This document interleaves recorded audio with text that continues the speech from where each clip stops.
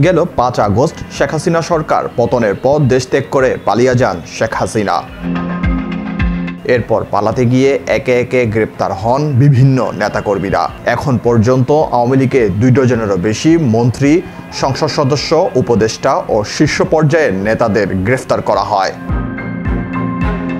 গেল ১৩ই আগস্ট পালাতে গিয়ে আটক হন সাবেক আইনমন্ত্রী আনিসুল হক এবং সাবেক প্রধানমন্ত্রী শেখ হাসিনার বেসরকারি শিল্প ও বিনিয়োগ উপদেষ্টা সালমান এফ রহমান।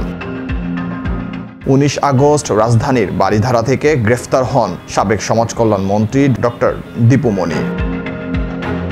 ৬ আগস্ট দেশ ত্যাগের চেষ্টার সময় জুনাইদ আহমেদ পলককে ঢাকার শাহজালাল আন্তর্জাতিক বিমানবন্দরে আটক করা হয়। এছাড়াও গ্রেফতার হন সাবেক ডেপুটি স্পিকার শামসুল হক টুকু। ভারতে পালানোর সময় গ্রেফতার হন চট্টগ্রাম ৬ আসনের প্রভাবশালী নেতা এবিএম ফজলে করিম চৌধুরী।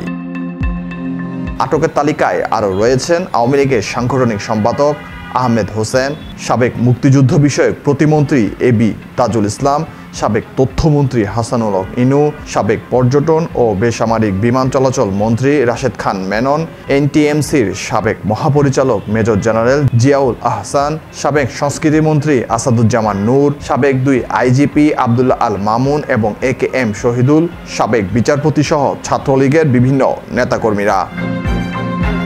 এসব নেতাকর্মীরা আটকের পর বের হয়ে আসছে তাদের নানা অপকর্মের তালিকাও। Desk news, বাংলাধারা।